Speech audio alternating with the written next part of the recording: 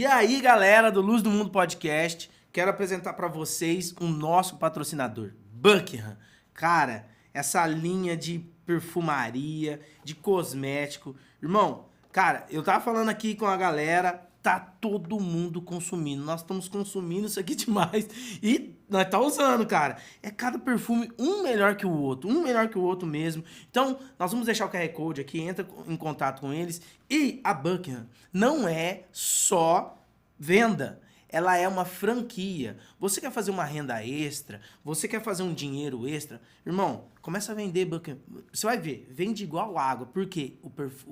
O produto é bom. É bom. Nós usamos, eu e minha casa, todo mundo usa lá em casa e nós estamos achando muito top. Então, entre em contato com a gente, entre em contato aí. Nós vamos deixar o QR Code. Buckingham.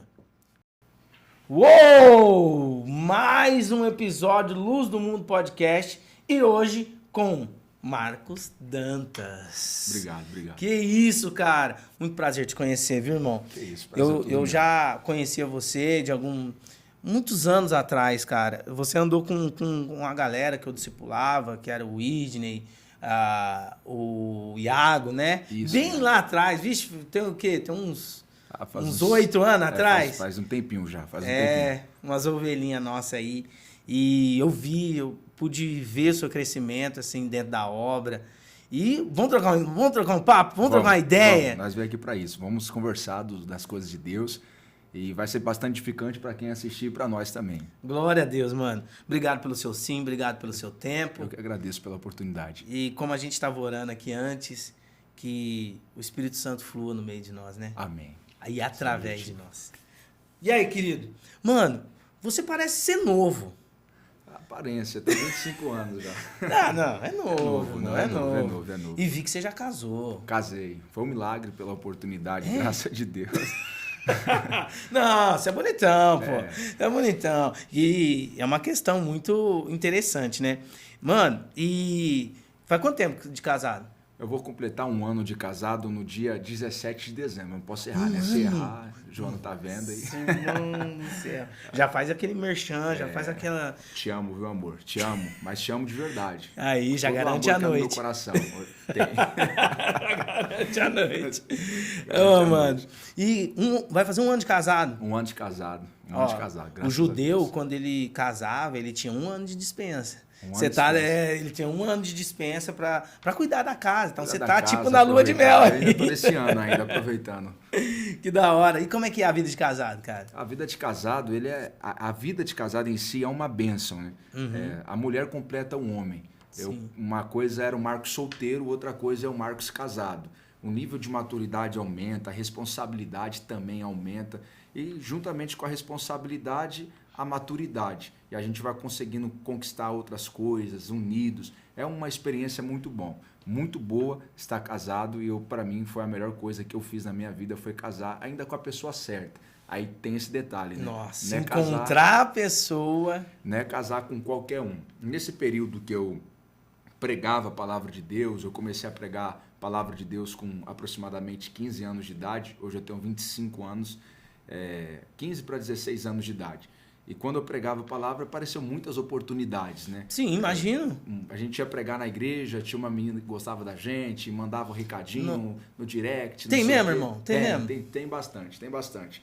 E a gente sempre em oração, buscando a Deus, e o Espírito Santo me ensinou uma coisa, a esperar nele, a aguardar nele. Porque ruim não é quem tá solteiro, ruim é quem casou errado. Uou! Então, fala essa frase de novo, irmão. Ruim não é estar solteiro, ruim é você casar errado. Por isso é melhor você esperar, 1, 2, 3, 4, 5 anos para casar, do que casar e passar 30 anos mal amado, 30 anos com uma vida desgostosa, 30 anos ou até 50 anos com uma vida que não vale a pena ser vivida porque você foi pela aparência, você foi pela lábia. É melhor esperar o tempo de Deus, porque o tempo de Deus é bom, agradável e perfeito. Essa é a vontade de Deus. Então, acabou. Eu esperei isso, é um processo, a gente passou e eu sou muito feliz por isso. Nossa, graças a Deus. E sua esposa canta também, né? A minha esposa é uma tocha na mão de Jesus. Que isso, labareda. Labareda de fogo. Ela é tocha, ela é um passarinho na mão de Jesus, canta demais. Tá te acompanhando, algumas agendas, ou você acompanha ela. Isso. E Peca, é até bom porque unir o útil com o agradável. O Senhor me deu o ministério da pregação da palavra e pela bondade e misericórdia eu prego a palavra de Deus. E ela tem um ministério de louvor. Aí juntou a goiabada com queijo, com um negócio gostoso mesmo. Cara, é difícil. Eu vejo que é um pouco difícil não estar as duas pessoas não estar no mesmo meio, né? Isso. Porque, tipo, imagina se acontece, né? Tipo, você é pregador e ela é uma outra coisa. Tipo, secretária, não sei da onde, dentista, não tá envolvido com a obra. Não está envolvido com a obra. Aí seria um fardo para mim. E para ela também. E para ela. Para ela. Ela teria que suportar o meu ministério e eu teria que suportar a profissão dela e seria algo pesado para os dois. Nossa. Aí tem até isso. O ministro, ele tem que saber com quem vai casar. Ele não pode casar com qualquer pessoa. Se ele tem um sonho, ele tem que achar uma pessoa que sonhe os sonhos dele, que sonhe os projetos dele. Porque se não for para sonhar os meus sonhos, viver os meus projetos, aquilo que Deus tem me falado é porque não faz parte daquilo que Deus quer para mim. Então tem todos uns detalhes que a gente tem que olhar. Cara, e quanto mais a gente sobe, assim, em cargo, não em cargo, no ministério, quanto mais a gente sobe em cargo, mais difícil fica para escolher Isso. a pessoa, né? Isso. Porque, tipo assim, ó, uma coisa é uma pessoa, um crente que se converteu e escolheu uma pessoa. Outra coisa é um ministro do evangelho. Isso. Uma pessoa que entendeu quem ele é em Cristo Jesus e o encargo que Cristo colocou nele. Escolher uma pessoa é muito difícil. Por quê? Vai gerar isso. Se você colocar uma pessoa errada ali, vai ser um fardo que você ou ela vai carregar. Por quê? Não vai entender o seu propósito. Talvez não vai... Cara, eu não nasci pra isso. Nossa, cara, eu vejo muito isso acontecer, cara. Que era pessoas tão desconexas. Pessoas, tipo assim, uma pessoa é de uma vibe e o cara é socado dentro da igreja e a pessoa não é. Como é que faz isso aí? Não faz, né? É o famoso julgo desigual, né? E a gente sempre tem que analisar bem essas questões. E a gente que tem um público jovem, a gente, pelo fato de ser jovem, assim como eu e você, como você disse aqui, que o seu alvo primordial também é os jovens. Sim. E a gente está falando para essas pessoas que querem casar. E se eu pudesse dar um conselho para você que vai casar, espere em Deus. Espere em Deus. Deus, ele não deve nada para ninguém. Deus não deve nada para ninguém. E se você esperar em Deus, você vai provar a fidelidade de um Deus fiel. A fidelidade que Abraão provou, que Isaac provou, que Jacó provou, porque esperaram em Deus. Se você esperar em Deus, você também provará essa fidelidade. Porque existe um Deus no céu fiel. E se você esperar nele, ele vai te honrar. Quer seja na sua área sentimental, financeira, espiritual. Ele te honrará. Se nele você depositar sua confiança. E eu creio assim, Peco. Ah, acabou. E ele não errou com ninguém. Ele não errou com ninguém. É o homem que erra com Deus. Deus não erra com o homem. Ele não errou com ninguém. É verdade. Você não vai ser o primeiro. Você vai ser o primeiro. Até aqui não tem mancha nesse currículo. Amém. Mano, e, cara, você vem de berço, como é que foi sua conversão? Ó, meu pai e minha mãe são separados. O meu pai não é crente, não é cristão. Minha mãe é cristã. Ela é crente. E eu cresci em lá e cá, indo para morar com meu pai, morar com a minha mãe, morar com meu pai, morar com a minha mãe. Mas aonde eu decidi por Cristo foi aos meus 15 para 16 anos de idade. Eu decidi por Cristo. Eu era dos mormons, eu comecei a frequentar a igreja dos mormons. Para quem não sabe o que é mormons, é a igreja dos santos dos últimos dias. Aqueles camaradas que andam de branco, com uma plaquinha escrito Elder aqui. Isso, eu era dos mormons. Eu me batizei, estava preparando, e o meu bispo, que na época era o bispo Daniel, estava me preparando para me enviar para o campo missionário quando eu completasse 18 anos de idade.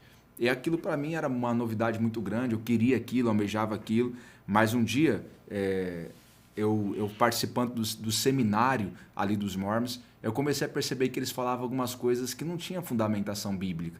Eles não usavam a Bíblia para ensinar, eles usavam outros livros para ensinar, como Doutrinas e Convênios, como o próprio livro dos Mormons, mas eles não se baseavam na Bíblia, eles somente carregavam a Bíblia e de vez em quando pegavam alguns versículos isolados ali para trazer alguma ideia, mas nada fundamentado na palavra. Eu comecei a ficar desconfiado, desconfortável, e um dia eu chamei um amigo meu chamado André, o André Medreiros.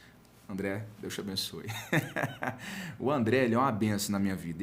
Eu chamei ele e falou: Varão, eu sei que você é da igreja, eu queria participar de um culto com você. Aí ele: não, vem aqui e a gente vai participar de um culto. Ele me levou para a igreja. Eu me lembro que no dia que ele me levou para a igreja era num congresso de jovens.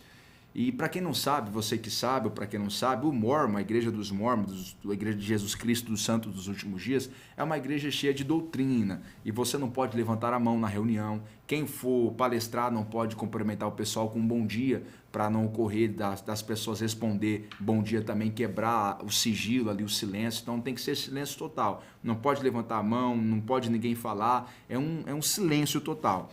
E naquele dia que eu fui para essa igreja da Assembleia de Deus, totalmente diferente, é um barulho absurdo. Peraí, você saiu do extremo total. Você saiu do... Rapaz, você foi na Assembleia já? E era um congresso de jovens, pra você ter uma ideia. A igreja de comunidade ainda já sabe. Nossa, irmão. Já sabe como é que é. O pastor não consegue nem abrir o culto direito. O fogo já pegando. E eu cheguei lá no culto e aquela atmosfera que eu nunca tinha sentido antes, isso daqui não é normal. E quem pregou no dia foi o pregador Vinícius Félix, não sei se você conhece. Não. É um feinho, um gordinho, magro. É bem feio ele. É gordinho, magro, pô? Não, tô brincando. É bonitão ele. Ele estava pregando e por enquanto que ele pregava sobre Mateus 6, sobre a multiplicação dos pães e peixes. Mas ele trouxe uma revelação ali, Peco, tão profunda da palavra, e ele começou a falar assim: hoje eu quero pregar sobre a igreja dos discípulos e a igreja de Cristo. E eu estou pregando para alguém aqui que está na igreja dos discípulos. E Jesus está te dizendo: vou te tirar da igreja dos discípulos e vou te trazer para a minha igreja. Aí ele começou a falar: a igreja dos discípulos você não pode levantar a mão. E a minha mente lá nos Mormons. Na igreja dos discípulos você não pode dar glória a Deus. A minha mente lá nos Mormons, pode mesmo não. Na igreja dos discípulos você está desconfortável. É verdade, estou desconfortável. Aí ele falou: entrou alguém aqui que você é de outra igreja, mas o Senhor está dizendo: vou te pôr aqui nessa igreja. Aí ele falou assim: para saber que é Deus que está falando com você, eu vou parar de pregar, agora quem vai pregar é o Espírito Santo. Quando ele falou isso, que quem vai pregar é o Espírito Santo, ele colocou a mão no óculos e disse: quem prega agora é o Espírito Santo. Vive Deus no céu, sabe como estou mentindo. Saiu uma bola de fogo, como se fosse uma bola de fogo, não sei explicar, do teto da igreja e bateu na minha cabeça. Quando bateu na minha cabeça, ela começou a descer sobre o meu corpo, descendo sobre o meu corpo. Quando chegou nessa região aqui, daqui para cima estava quente, fervendo, mas fervendo. Mas daqui para baixo estava gelado. E conforme aquele negócio quente ia descendo, ia acendendo meu corpo, como se eu estivesse morto e aquilo estivesse me dando vida. E quando chegou nos pés, eu comecei a tremer. E aquela experiência maravilhosa. E quando ele fez o apelo, eu fui levando as pessoas que estavam na frente, porque eu estava no último banco, e fui levando todo mundo junto comigo, porque eu queria aceitar Jesus. E naquele dia eu me ajoelhei e aceitei a Jesus. E quando eu levantei, aquela experiência maravilhosa, aquela presença que nunca antes eu tinha sentido, uma presença que a droga não deu, que o sexo não deu, que os amigos não deu, que nada no mundo, com todos os seus prazeres, pôde me oferecer. Nunca senti uma alegria semelhante a essa. E quando eu aceitei Jesus, uma moça me abraçou. Quando ela me abraçou, o espírito de profecia tomou a boca dela e ela disse, apontou para o chão e falou assim: você não é mais um. E o seu lugar não é aqui. E apontou para o chão. O seu lugar é para o altar. E apontou para o altar. E quando ela falou isso, ela disse: receba meu espírito. Diante dos meus olhos eu vi como fosse chamas, labaredas de fogo. E eu comecei a pular na igreja.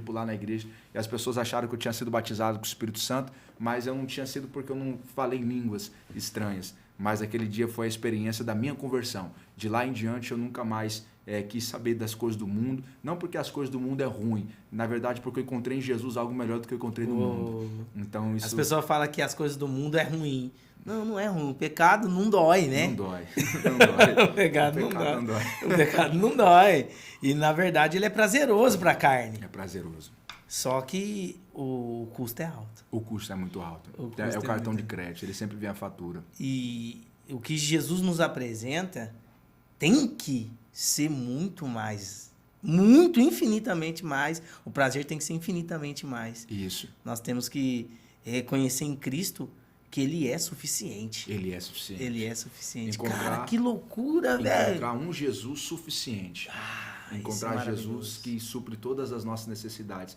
A Bíblia diz assim em Salmos 40 e 42, o salmista disse assim: como a corça anseia pelas águas, a minha alma suspira por ti, ó Deus. A minha alma tem sede de Deus, sede do Deus vivo. quando me virei e quando entrarei diante da sua face. Ele não está falando, aqui não é o salmista falando, aqui é a alma dele falando. Ele estava dizendo, agora não vou falar, agora é a minha alma que vai falar. Alma, o que tu quer? Eu quero Deus. E se ele está falando que tem sede de Deus, e se ele está falando que suspira por Deus, a necessidade que mata a alma dele é Deus. O que mata a sede da alma dele é Deus. Aí no versículo de número 4, ele diz assim, a minha alma, ele diz assim, versículo 4, a minha alma dentro de mim se derrete, porque eu me lembro que eu ia para a casa de Deus, profissão em festa.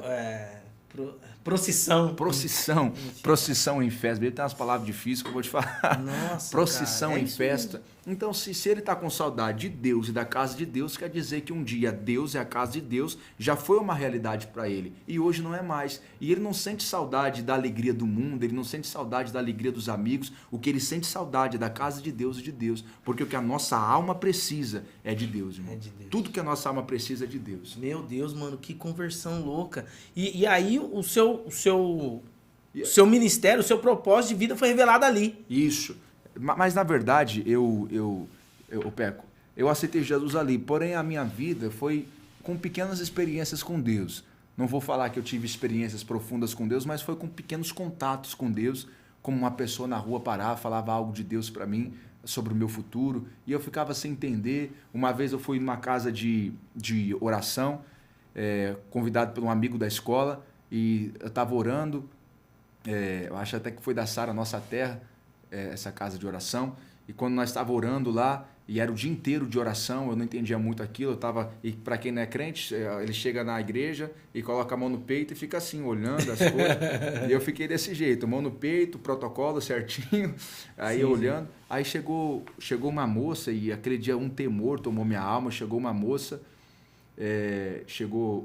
uma moça e falou assim para mim, Deus te escolheu, e você vai trabalhar na consultoria de Deus. Foi uma palavra semelhante a essa. Consultoria de Deus. E falou assim, você vai ganhar corações no mundo todo para ele. Aquilo para mim era loucura, né? Aí na hora que ela saiu, aí chegou outro gordinho, assim, forte, colocou a mão sobre a minha cabeça e falou assim, Deus te escolheu a dedo entre 7.000 para você fazer a obra dele. Aí eu fiquei pensando, poxa, eu sou tão especial assim. Aí eu fiquei pensando, será que eu vou cantar? O que eu vou fazer? Porque até então não tinha se revelado o ministério da palavra. Sim.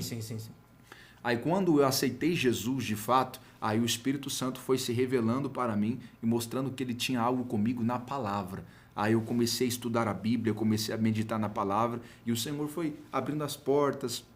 Que na verdade, Peco, o meu ministério não começou na igreja, o meu ministério começou na rua pregando. Nós vamos tocar nesse assunto. Eu quero tocar sobre o assunto da palavra. Como é que você sentiu isso que Deus... Beleza, você aceitou Jesus lá naquela situação, que você sentiu o seu corpo fumegar, igual um monte, né? Um monte fumegando. Beleza. Depois disso, antes aconteceu esse lance da reunião de oração? Foi antes desse... Foi antes desse dia. Antes desse dia. Quando eu era bem adolescente mesmo. Ah, sim. Aí, beleza. Pô, aceitou Jesus. E aí você... O cara já liberou ali. Falou, ó, seu lugar não é aqui. Isso. Seu lugar é no altar. Isso. E como é que ficou isso na sua mente? Na hora? Na minha mente ficou uma surpresa. Porque a minha oração pós-conversão é impossível. Sim, porque você estava na questão dos mormons. Isso, é impossível, não somente pela questão dos mormons, mas é impossível pelo fato de eu ter vergonha de falar em público das pessoas. Aquilo para mim era o maior obstáculo do mundo. Eu ficava imaginando como é que alguém consegue se ficar na frente das pessoas conversando. Sim, entendi. A gente na frente de amiga, a gente é dinâmico, conversa, mas quando vai na frente de pessoa, trava. Trava, cara. Aí eu fiquei pensando, pô, Jesus, é impossível essas coisas. É impossível, eu quero muito pregar a sua palavra, eu quero muito falar do seu amor, levar o seu evangelho, mas só que eu não consigo. Aí, conforme eu orava, o Espírito Santo dizia, pregue, pregue, pregue. Eu comecei a pregar, mas nas ruas. Mas essa pregação nas ruas foi gerando em mim mais ousadia. Mas aí eu pulei uma parte, né? Passado 15 dias pós-conversão, eu recebi o batismo com o Espírito Santo. Sim. E foi o batismo com o Espírito Santo que me deu essa ousadia. E por incrível que pareça, eu tinha muita covardia de pregar a palavra. 15 dias depois que eu aceitei Jesus, eu fui para uma vigília, essas vigílias de quintal, E como era vigília, já tinha dado oportunidade para todo mundo, não tinha ninguém para mais dar oportunidade, nós tínhamos que segurar o culto ali até 5 horas da manhã. Vamos ouvir esse menino aí. Aí você, vem cá. Aí eu peguei o microfone, eu pedi pro pessoal abrir a Bíblia em 1 Reis, capítulo de número 7, verso 16. Todo mundo achou, mas eu não achei. Eu não achei o livro. Porque todo mundo... Naamã? Não. 1 Reis? 1 Samuel, perdão. Tá. 1 Samuel. Aí todo mundo achou, menos eu achei. Aí eu fiquei pensando, nossa, novo convertido tem aqueles versículos na cabeça, né? Mas eu não sabia achar na Bíblia. Aí me deram uma Bíblia lá, pegaram a minha, eu fui com muita vergonha. Aí eu pensei, nossa, nunca mais eu subo no altar. Mas naquela madrugada Jesus me batizou com o Espírito Santo. Como se dizendo, eu te chamei para isso. Então eu recebi o batismo com o Espírito Santo, foi uma experiência sobrenatural. E até hoje eu transbordo dessa água que eu provei naquele quintal.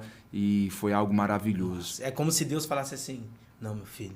Você precisa da minha unção. Isso mesmo. Você abriu, você foi pregar na sua. Isso. O jeito que eu quero, vai. Aí Deus falou, não, filho. Agora você tem que ter a minha capacitação. Isso, a que é o Espírito Santo. Isso aí mesmo. Falou, agora você vai ver como é que eu vou fazer com a sua vida. E aí, beleza. 15 dias, batimos com o Espírito Santo. E aí? Começou nas ruas? Comecei nas ruas, Peco. Eu comecei a sentir a necessidade da pregação do evangelho em mim. Eu sei que eu tenho um ministério evangelístico. Sim. Deus me deu esse ministério. Sim. E eu comecei a ir para as ruas pregar. Eu pregava nas comunidades, etc. E, Peco, eu abri um propósito de jejum. Eu acho que a minha conversão foi marcada com oração e jejum. Eu comecei a passar 1 hora de oração, 2, 3. Aí chegou o período que todo dia eu estava orando 5 horas de joelhos. Aí tinha vez que orava 6 horas, novo convertido ainda, aquela chama de oração, buscar a Deus pelas madrugadas. Sim. Um poder extraordinário. Nossa, mano. Nossa, aí, vai entrar nesse assunto. Aí o que aconteceu? Eu comecei a pregar o evangelho nas ruas, mas só que eu fiquei muito fascinado por isso. Mas era uma chamada que gritava dentro de mim, algo sobrenatural que a terra não consegue explicar. Então eu comecei a aprender que o jejum, ele te dá autoridade, não é que te dá, mas ele faz você entender a autoridade que você tem, ele libera algumas coisas de Deus em você, ele cria um caminho para você se achegar mais a Deus. E eu comecei a entender que o jejum é uma ferramenta muito importante para quem tem o ministério do evangelismo. E eu comecei a jejuar. E novo convertido, no meio do pentecostal assembleando, eu comecei a encontrar uns doidos da cabeça que jejuava 3 dias sem comer, uns que passavam 8 horas de joelho, Sim. uns que passavam 7 dias sem comer. Eu comecei a ficar doido da cabeça também. Não tá doido não. Aí, quem não faz é que tá doido. Quem não faz, tá. Aí eu comecei a abrir um jejum de 3 dias sem comer, 2 dias sem comer, e ficava, orava, jejuava. Aí um dia eu abri um jejum de 240 dias. Abri um jejum de 240 dias, né? Sem comer, claro. Você tirou alguma coisa. Pego já orou. Meu Deus, 240 dias. Jesus ficou 40. Nem Moisés em toda a sua glória. E aí? Mas foi 240 dias de jejum, mas nesses 240 dias eu comia só às meia-noite. Então eu meio que me obriguei a comer só às meia-noite. Então eu tinha um período de horário de comer às meia-noite a 1 da manhã. Então passou meia-noite a 1, o propósito voltava. Aí eu comia só depois de novo, às meia-noite. Aí foi 210 dias, só comendo às meia-noite. Não, peraí, mano. Deixa eu entender. Explica de novo. 240 dias. 240 dias, como é que foi? Só comendo às meia-noite. Só comendo às meia-noite. Da meia-noite a 1 você comia? Das meia-noite a 1 eu comia e o resto do dia eu não comia. Meu aniversário eu passava sem comer. 1 da manhã. Você tinha uma janela de comer de 1 hora? Isso, de 1 hora. Mano. De 1 hora.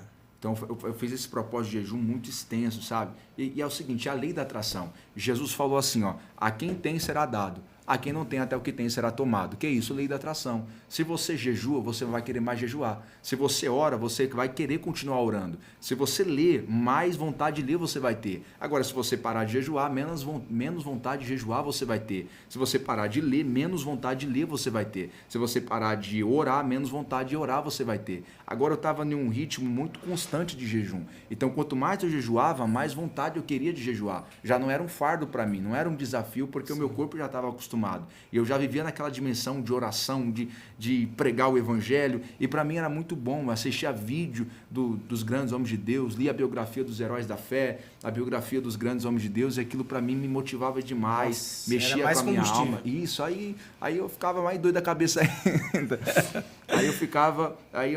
Aí foi um período. Aí eu entreguei esse período de jejum, mas só que nesse período de jejum, eu acabei recebendo de Deus, experimentando de Deus um poder extraordinário de libertação e de cura. Nos evangelismos que eu evangelizava, eu tive a oportunidade de chegar em lugares, no fumódromo. Para quem não sabe o que é fumódromo, é um quarto onde os usuários usam droga, meio que ali patrocinado pelos próprios traficantes ali que deixam eles ficar lá. Sim. E a gente entrava lá, eu entrava lá, pregava o evangelho e caía 4 pessoas de uma vez demoniada, e caía muita gente demoniada, todo evangelismo as pessoas caem endemoniadas, libertações ferrenhas, legiões de demônios se manifestavam, libertações paranormais, pessoas andando de 4 assim no meio da rua, um negócio bizarro mesmo. E a gente sempre tendo bastante autoridade com essas coisas, por viver nesse ambiente de jejum e oração. Porém, a maturidade, Peco, ela faz parte desse processo. Eu não tinha muita maturidade. E por não ter muita maturidade, a gente acaba sofrendo mais. Sofrendo mais por não entender o mundo espiritual, por não entender aquilo. Então, a gente sofre porque você está enfrentando demônios, de fato. Aí quem bate sempre vai ter uma retaliação. Eu ia falar isso.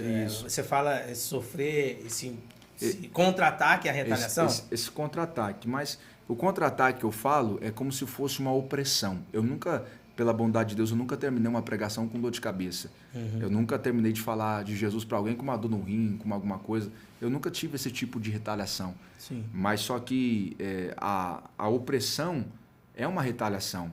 Você terminar a mensagem, você sentir-se oprimido, você sentir que o mundo espiritual está se comovendo para lhe atacar. Você sente mais, só que ao mesmo tempo... Você sentia isso? Sentia. Uma vez eu fui pregar em Campinas, como eu terminei de pregar, fui para a casa do pastor, e na hora que eu fui dormir, eu senti uma opressão diabólica, como se o mundo quisesse me esmagar, mas ao mesmo tempo aquela opressão diabólica, algo sinistro, sobrenatural. Eu senti a presença de Deus queimando na minha pele, como se Deus dizendo, Ele está te oprimindo, mas eu estou com você, eu não vou te deixar. Então, a vida do pregador, do missionário é marcado com essas experiências. Você enfrentando o diabo dizendo, se tu abrir uma brecha eu entro para te destruir, e o Espírito Santo dizendo, eu sou contigo, mantém-se na torre de vigilância, só vigie, porque eu te guardo. Ponto. Acabou, irmão. Aí, cara, assim. E aí já começou a desaguar o seu ministério aí. Uhum. Batismo com o Espírito Santo, você começou a queimar no seu coração o lance de pregar. E você já saiu pregando nas ruas. Nas ruas. Cara, o que eu vejo, Dantas? Eu vejo a galera muito empolgada em querer pregar, muito querer falar de Jesus. Hoje, eu acho que já tá um pouco diferente da sua época. Tá um pouco igual 10 anos atrás, né? Isso que você tá contando. Tá um pouco diferente. Porque a galera... Hoje a internet tá mais... Até o Pedro Leone falou isso aqui. O Instagram virou púlpito, né? É verdade. Tipo assim, o cara prega pra caramba na internet. Só que o vizinho dele nunca ouviu ele falar de Jesus. Ixi. Agora você foi fundo demais. O cara você deixou no ninho de maribondo agora. O cara voa na internet. Vai ser cancelado na internet. Esquece esse negócio. Não é. Não mexe com isso, não. Não, verdade seja dita. Verdade seja dita. Porque, tipo assim, o cara voa na internet. E tem uns que nem quer também. Tem uns que é crente só no final de semana, nem quer postar nada de internet.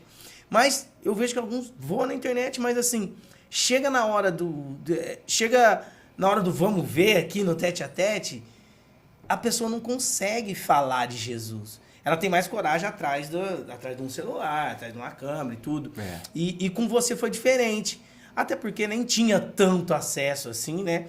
E o que eu vejo em você foi... Porque eu vi, mano. Eu vi foto. Na época eu vi, falei, mano, esse moleque, você pregando de microfone, não lembro. Acho que era um microfone. E uma galera atrás. Eu falei, cara, que moleque ousado, velho. Eu lembro que... Você pregava em ônibus, mano. Então, no ônibus, é isso que eu ia falar agora. No ônibus, eu vi uma foto sua no ônibus. Isso, eu pregava muito nas ruas, né?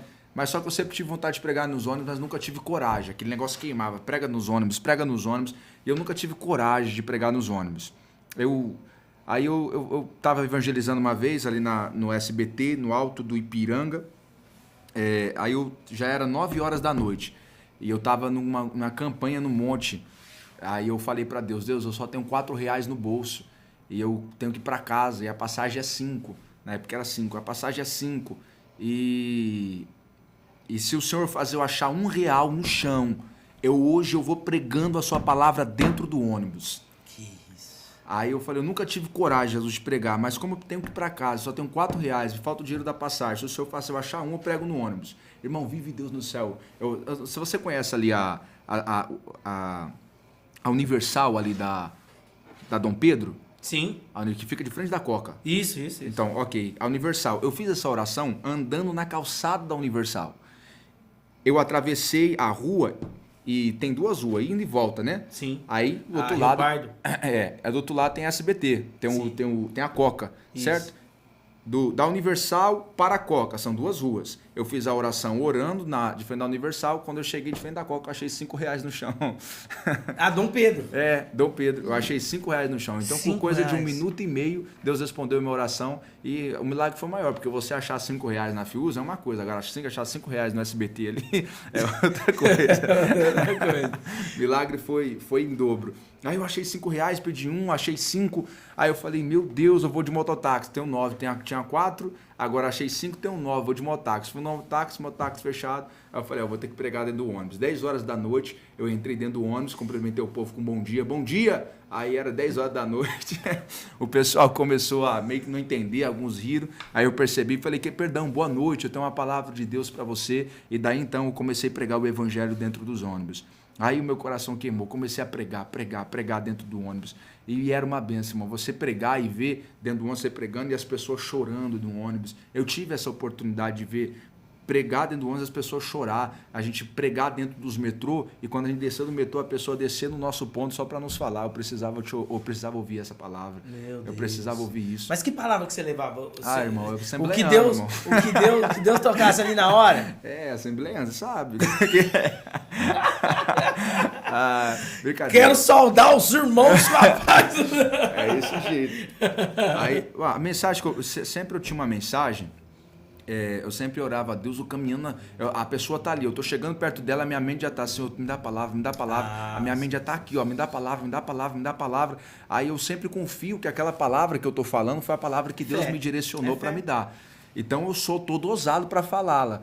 Aí nos ônibus, normalmente eu pregava sobre o destino da sua alma, o amor de Deus, a crucificação de Jesus, a paz que somente se encontra em Jesus. E eu pregava, aí no final eu falava assim, vocês perceberam que eu não falei de igreja? De qual igreja eu sou? Vocês não sabem porque eu não falei de igreja, porque eu só estou falando de Jesus. Procura uma igreja próxima da sua casa e a igreja mais próxima da sua Bíblia também, você possa ir.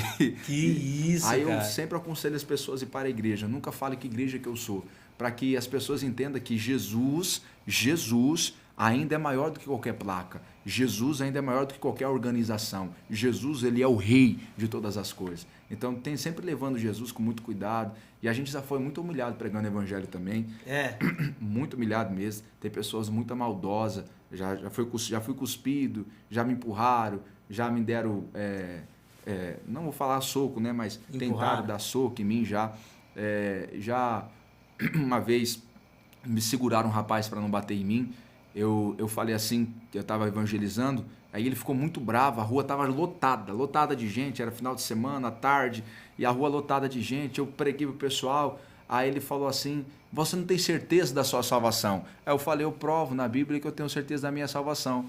Eu ia citar o que Paulo disse, que nenhuma condenação mais há para quem está em Cristo Jesus. Na hora que eu ia falar isso, ele meio que ficou manifestado e deu um berro lá, um grito, falou que ia me matar, ia me bater, e na hora que ele foi para me pegar, seguraram ele, e ele queria de todo jeito me bater, queria sair, eu não fiz nada pro cara, ele só queria me bater só. Aí eu saí envergonhado da rua, todo mundo começou a me olhar, e eu fiquei um pouco envergonhado daquela situação, mas continuei pregando. Essas são as marcas do ministério.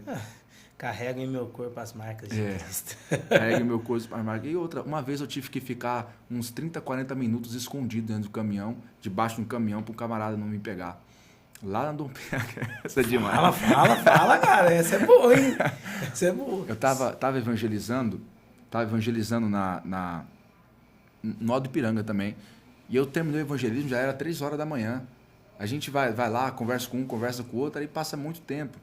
Aí 3 horas da manhã eu tava voltando para casa. Aí eu tava passando, aí passou um cara, na Dom Pedro mesmo, de frente da Coca também. Aí passou um cara com um carro, com um Chevette, e do outro lado da rua ele olhou para mim, fechou a cara, fez uma cara de bravo, fechou a cara assim para mim, fez uma cara de bravo, como se estivesse bravo comigo. Aí eu falei, esse cara não tá normal. Aí na hora que ele fechou a cara, ele acelerou o carro, pra cima. Aí eu falei, esse cara vai dar a volta. Aí eu fui lá, desci correndo e me escondi debaixo daqueles caminhão que fica na Coca, fiquei escondido. Aí ele voltou, e ficou me caçando na rua. Caçava, voltava, ia, voltava. E eu lá debaixo do caminhão, Jesus, teu sangue tem poder. Jesus. Debaixo do esconderijo. Tipo assim, roubar não queria, né? Porque como é roubar um crente com uma Bíblia na mão? Aí, se for para roubar, ele queria fazer alguma maldade comigo, ele estava possuído de algum tipo de demônio. Você estava atacando, estava recebendo o contrário. Uma vez eu estava evangelizando em São Paulo e sabe, eu senti que estava sendo muito produtivo o evangelismo. Eu estava me preparando em oração, conforme a gente vai amadurecendo, a gente entende que a gente precisa de Deus. E eu orando sempre antes de evangelizar. E eu saí para evangelizar nas comunidades de São Paulo, lá em Diadema, e Deus estava abençoando demais o evangelismo, irmão. Eu falava, mas parecia que Deus estava falando na minha boca às pessoas. Era algo sobrenatural. Eu vi que estava muito produtivo, mas ao mesmo tempo eu estava sentindo o mundo espiritual se agitando, porque estava sendo muito produtivo o evangelismo. Entrava nas comunidades, pá. Aí minha mãe, ela morava em São Paulo, ela foi para a igreja. Aí eu já estava percebendo que Satanás ia tentar fazer alguma coisa. Aí ela foi para a igreja e ela foi arrebatada em espírito, né? Ela viu um morcego gigante querendo entrar dentro da nossa casa, e esse morcego gigante, claro que era um demônio, ele dizia, eu vou matar alguém, eu tenho que matar alguém. E ele não conseguia passar na porta, então ele caiu pela janela e ele falou, mas eu não saio sem levar ninguém. Aí eu cheguei em casa e minha mãe contou, no mesmo dia o meu cachorro morreu em meus braços. O cachorro estava tranquilo, cheio de saúde, eu gostava tanto do meu cachorro. Aí, pelo fato de ser o meu cachorro, eu entendi que o negócio era comigo. Aí eu comecei a entender que estava sentindo. Mas ele entrou para levar alguém da minha casa, mas ele não conseguiu tocar em quem estava na minha casa. Tocou no cachorro, mas não tocou na minha mãe, nos meus irmãos, nem no meu pai. E Deus tem guardado a minha família. Sabe o que eu tenho achado mais graça? Eu estava orando ontem, agradecendo a Deus que Deus tem guardado a minha casa. Nós passamos por uma pandemia, nós passamos por tantas coisas, e eu, graças pela bondade de Deus, eu não tive a oportunidade de ver o meu pai morrer, a oportunidade de falar assim, infelizmente, a tristeza de ver o meu pai morrer ou minha mãe. Deus tem guardado a minha família. E uma vez eu estava orando pela minha mãe, para você ver como Deus escuta as nossas orações. Sim. Uma vez eu estava orando pela minha mãe, quietinho, orando por ela, aí levantou um profeta, uma profetisa, veio até mim e falou assim, eu estou visitando a sua mãe, porque faz 3 dias que o espírito da morte está rodeando ela, e para que você saiba disso, que eu te pus no ventre da sua mãe para uma grande obra, hoje eu repreendo o espírito da morte que há 3 dias está rodeando ela. Eu não estava conversando com a minha mãe nessa época, a minha mãe estava morando lá no Ceará, aí eu liguei para ela, cheguei em casa, tá tudo bem? Ela falou, faz 3 dias que eu estava no hospital, mas eu saí hoje.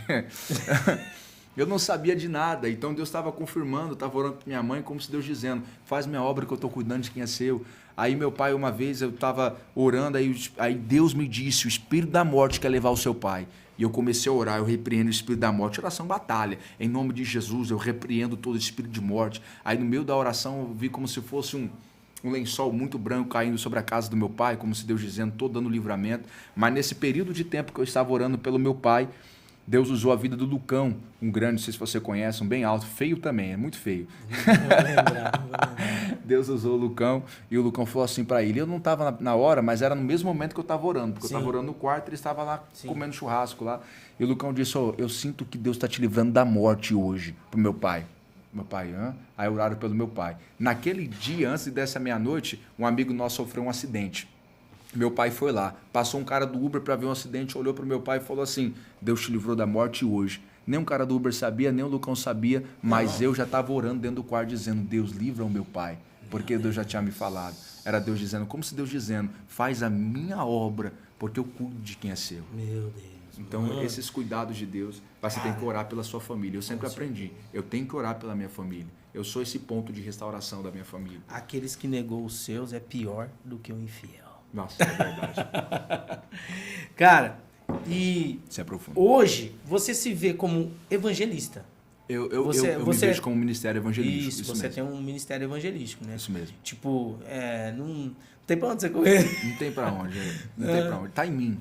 Tá em Isso. mim. Eu não me sinto com uma chamada para apóstolo, para Bispo. doutor. Doutor. Eu me Mesmo gostando muito da palavra, Isso. porque o evangelismo sem palavra também... Isso.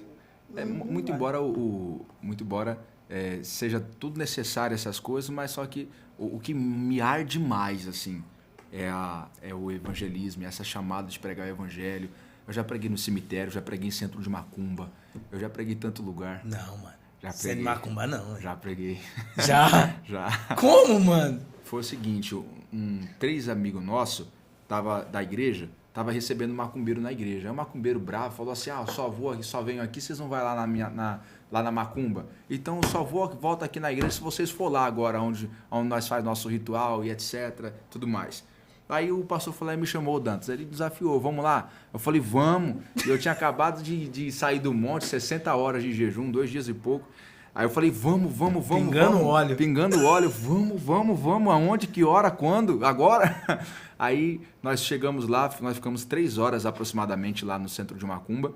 E eles tocavam, e aquele negócio, eles passam com os negócios que sai fumaça lá. Aí na hora que estava acabando, nós não ia ter oportunidade. Assim como o macumbeiro não tem oportunidade na igreja, nós não teríamos oportunidade lá. Só era para ir. Mas só que eu sempre muito ousado, meio doido da cabeça. Aí eu levantei, no finzinho levantei e falei assim, pessoal, vocês aceitam deixar uma palavra de Deus para vocês? Irmão, eu tava no centro de macumba, de terno, gravata, paletó e Bíblia. Meu Deus, mano. É sério. Meu Deus. E era muito Continua aqui. E era muito engraçado porque as pessoas que iam lá ficavam olhando aquela figura de paletó, gravata, Bíblia na mão e sentada lá, o que esse cara tá arrumando aqui? Aí no final, deixa eu deixar uma palavra de Deus. Aí como lá eles parecem bem organizados, eles estavam em uma fileira só, todo mundo de branco, com umas roupas meio azuladas. Aí eles estavam numa fileira só. Quando eu disse assim, deixa eu deixar uma palavra de Deus para vocês, aí todo mundo olhou para mim. Quando eu terminei de falar, todo mundo junto olhou pro Pai de Santo que estava no meio. Aí para ver a reação dele. Aí eu acho que para ele não deixar com vergonha, ele disse, pode deixar uma palavra. Eu não vou tocar em religião de ninguém, não, pode deixar. Aí eu falei sobre a volta de Jesus. Preguei sobre a volta de Jesus. Aí o momento ali primordial para mim era a oração. Minha cabeça, eu vou orar e vai acontecer coisa aqui. Aí eu falei, deixa eu orar. Aí o pai disse, não, oração não. Já pregou, senta no seu lugar. Aí eu sentei, não pude orar, né? Aí foi uma experiência muito boa. Boa sim, tem crente que escuta isso. Você é doido! É da cabeça! Porque tem um amigo meu que o cara chamou ele, falou, cara, você me chama pra ir pra igreja, mas eu vou, mas você vai lá? Então, aí o cara veio me perguntar, eu falei, mano, vai na direção. Se Deus te dirigir, vai. Se Deus falar pra você ir, você vai. Mas agora, se Deus não confirmar no seu coração, você fica quietinho na sua, senão você vai tomar ela lapada. Agora não pode ir pra ficar lá, né? Tem uns que vai, gosta e fica. Tem uns que vai, gosta e fica. Infelizmente. Então, irmão, e hoje você exerce um ministério evangelístico itinerante. Itinerante. Cara, assim, itinerância é um negócio, é um ponto do movimento da igreja que, cara, é muito mal visto. Nossa. É ou não é? Pastor Nailton, da igreja Assembleia de Deus Vida. Era pro Nailton estar aqui. Era? Era pra ele Então estar aqui. É pro senhor estar aqui, pastor. Cadê o senhor? Pastor Nailton, por favor, pastor Nailton. Atende a gente, é um pastor muito corrido. Muito corrido. Não, né? E o pastor Nailton é um pastor muito sincero, o olhar dele fala muito. Não, eu tive aula de teologia com ele alguns meses. Pastor, o olhar dele fala muito. Fala mais do que a boca. Ele olha assim pra você, aquele olhar sincero, Sim. causa temor. E ele disse pra mim que se eu tivesse a oportunidade, não aceitar ser chamado como itinerante, porque o itinerante está queimado. Tá queimado. Tá queimado. Hoje, quando a gente fala de itinerante, a gente já imagina o cara que cobra não sei quantos para pregar e trai a esposa. Isso, por causa eu vou trazer um pouco, pro meu meio. Igual, quando se fala pagodeiro, o que já vem na sua mente?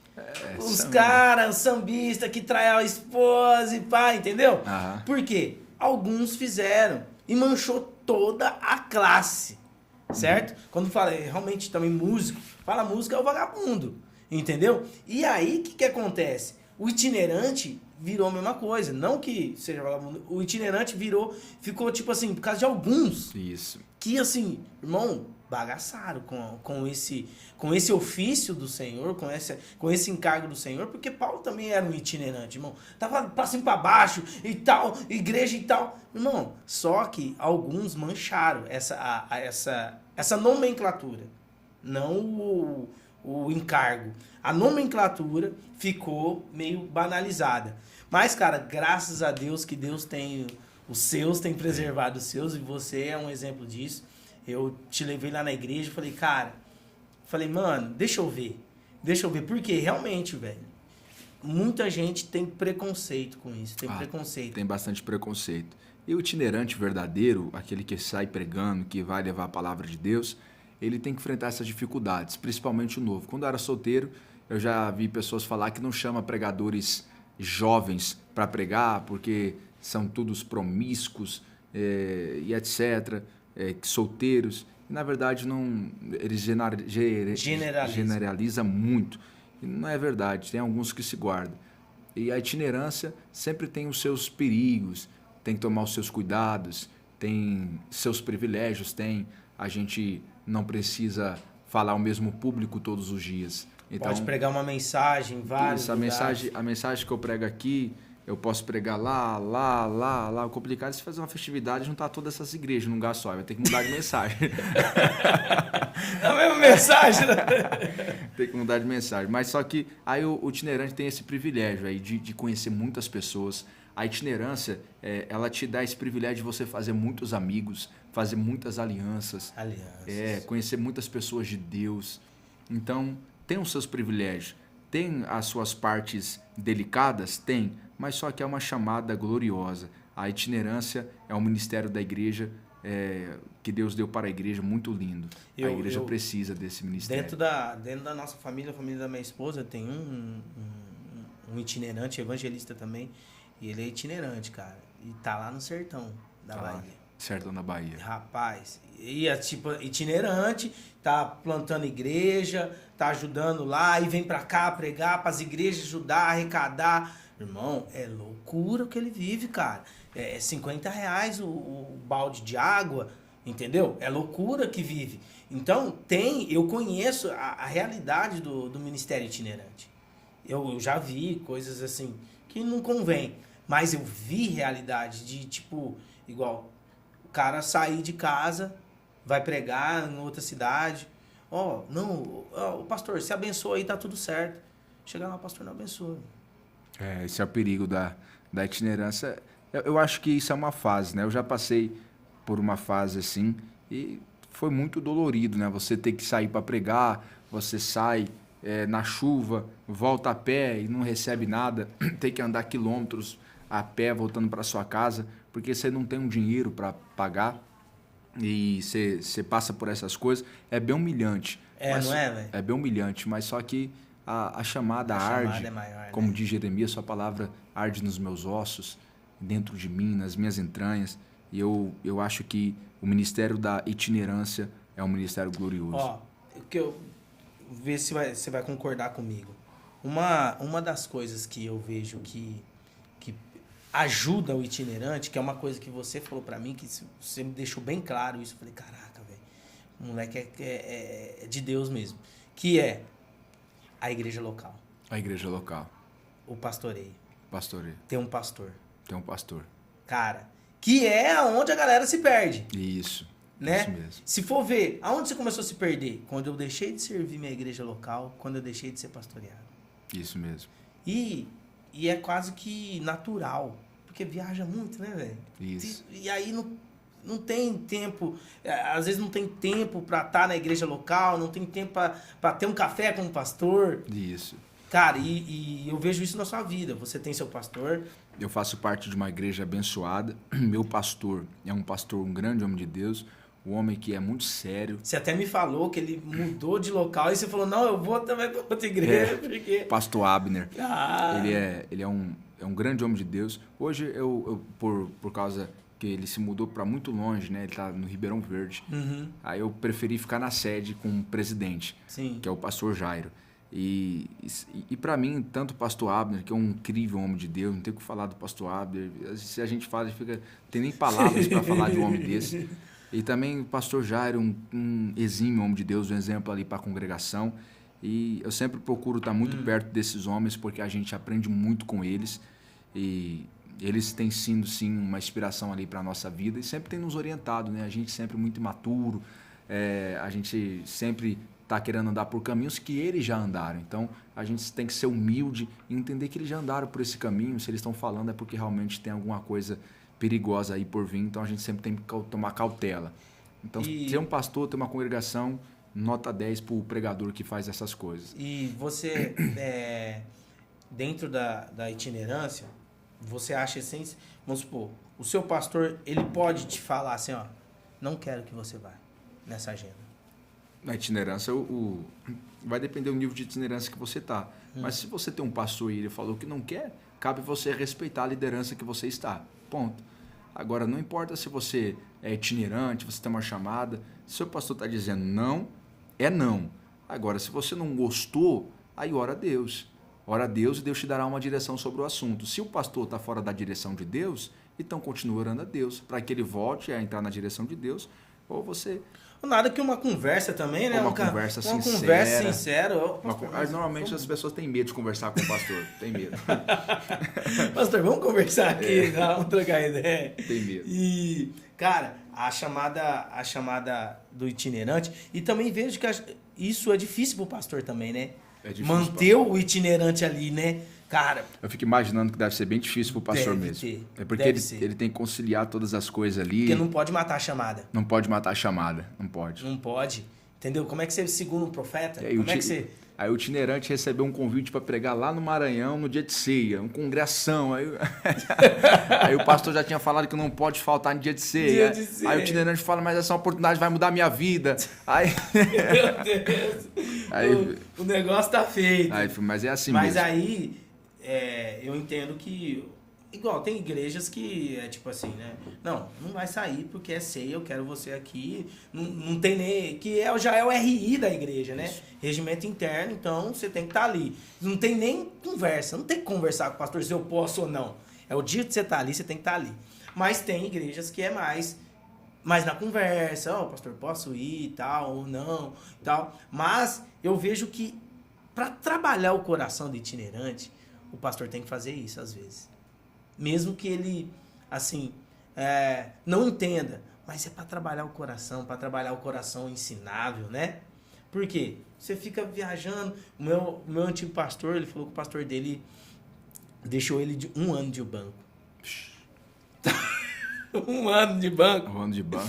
Fazendo trabalho evangelístico e pá, e tal, trabalho que você falou, senta aí, vai sentar agora. 1 ano. Passou esse 1 ano, ungido a pastor. Ungido pastor. O pastor mais novo da Assembleia de Deus ser ungido. Ele tinha 18 anos. A ungida pastor mesmo, o mais novo da época dele foi ele. Por quê? O pastor ficou esse 1 ano vendo o coração ensinável dele. E ele não faltou um culto. Tava lá, tudo o que precisava, tava lá. Mas, cara, é desafiador. É desafiador. Tanto para o itinerante, quanto para o pastor. Porque ele sabe, cara. O pastor sabe. Cara, tem uma chamada linda. Cara, eu não posso. Aí a compreensão parte dos dois lados. O itinerante tem que compreender o pastor e o pastor tem que entender o itinerante. Isso. Então, se haver essa concordância e essa compreensão e essa maturidade das duas partes, eu tenho certeza que vai caminhar leve e solto. Vai ser uma benção. É top demais. Dantas, mano, passou rápido, velho. Passou rápido. Passou rápido, cara. Passando rápido. Precisaria de mais umas 2 horas aqui. Tinha um monte de assunto pra gente desenrolar aqui. Isso mesmo. Você tinha mais história. Mais história. Não, cara, muita história de evangelismo. Mano, eu já sabia algumas coisas sobre o seu ministério, mas ouvindo você falar, cara, que lindo, cara. Isso mesmo. E não é nada tipo assim, não, foi do nada. Não, irmão. Houve um preço. Isso, houve um preço. Jejum, oração. Que lindo, cara, que lindo. Que as pessoas possam sair daqui crendo no poder da oração, no poder que há no jejuar. Isso. Que você recebe mais do céu e se você se desfaz da carne e recebe mais do Espírito. Isso mesmo. Se você pudesse deixar uma mensagem para alguém aqui, como você é evangelista, óbvio que você tem uma mensagem evangelística. Deixa uma mensagem para o público que está te ouvindo aqui, que vai ouvir esse podcast. Bom, a mensagem que eu tenho para transmitir, uma mensagem que está no meu coração sobre a oração. Paulo disse: orai sem cessar. A oração é o único caminho que nós temos para acessar Deus. Existem vários meios pelo qual Deus consegue falar com o homem, mas só existe um meio pelo qual o homem consegue falar com Deus, e esse meio é a oração. A oração é a única coisa que nos dá acesso livre a Deus. Quando nós abandonamos a prática da oração, nós abandonamos a Deus. E Deus, ele sempre está nos chamando de volta para esse altar de oração, porque é na oração que a nossa alma recebe o combustível para ser alimentada mais por Deus. E quando nós saímos desse ambiente, nós saímos do esconderijo de Deus. E a palavra que eu tenho ao seu coração: ore mais, busque mais ao Senhor em oração, se deleite mais no caminho da oração, porque você experimentará coisas extraordinárias vindo da parte de Deus. Se você resolver orar, se você decidir buscar a Deus em oração, se você decidir se humilhar e ficar com Deus em oração, um tempo extraordinário chegará para a sua vida.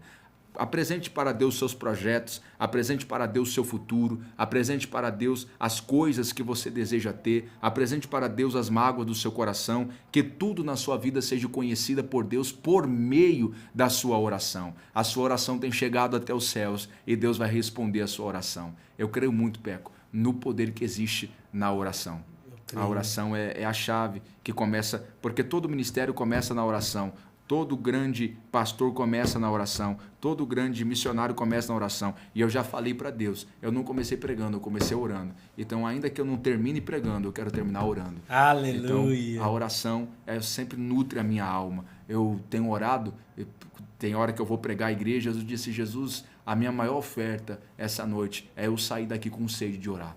Me dá sede para orar. Eu quero sair daqui e eu não quero ter vontade de ir para uma pizzaria, eu não quero ter vontade para ir para uma lanchonete, eu quero ter vontade de ir para a oração. Me dá vontade de orar, Jesus. Me dá vontade de ficar com o Senhor de joelhos. Assim como o Senhor sustentou incríveis homens de oração de joelhos, me sustenta também. O Senhor é o mesmo Deus de hoje e de ontem, me sustenta de joelhos. Então a minha oração é pedindo fome por oração, entendendo que a graça da oração não está naquele que ora, a graça da oração está naquele que escuta. O poder da oração não está na minha força, o poder da oração está na força daquele que me escuta. Deus não precisa da minha força, Deus precisa somente que você confie que o poder dele vai se aperfeiçoar nas suas fraquezas. Então essa é a graça da oração, que ele está disposto a nos ajudar. Aleluia. Que nós possamos sair daqui com mais sede, vontade de orar mesmo. Aquele negócio louco, cara, eu quero orar mais. Eu vou orar mais, cara, eu vou orar mais. A sua vinda aqui não foi sem propósito. A gente vai entrar num período agora, lá no ministério, 21 dias de oração e jejum, renúncia da carne, vamos abdicar de várias coisas. E daqui 21 dias nós vamos colher. Isso. Porque Deus é poderoso. Bom não é jejuar, bom é ter jejuado. Quando acabar o jejum, tenho certeza que vocês vão entrar numa dimensão sobrenatural. Eu creio. É o que a oração não muda a Deus, né? A oração muda a gente. Então nós vamos sair desse período de oração. Deus é o mesmo antes, durante e depois da minha oração, mas eu já não sou mais o mesmo depois que eu oro. Glória a Deus. Mano, obrigado pelo seu tempo. Eu que agradeço. Tamo junto. Qualquer dia eu vou trazer você aqui. Primeira vez do Dantas, mas vai ter mais aqui. Eu vou trazer 2 itinerantes e 2 pastores. Amém. Aí vai ser bom demais. Vai ser bom. É isso aí, galera. Luz do Mundo Podcast. Se inscreva no nosso canal. Seja um colaborador desse projeto. Nos ajude aqui a levar a luz a tudo que Deus tem feito em Ribeirão, região e no mundo e regiões celestiais. É isso aí. Tamo junto, Marcos Dantas. Eu que agradeço, Luz do Mundo. Deus te abençoe. Tamo junto. Tamo junto.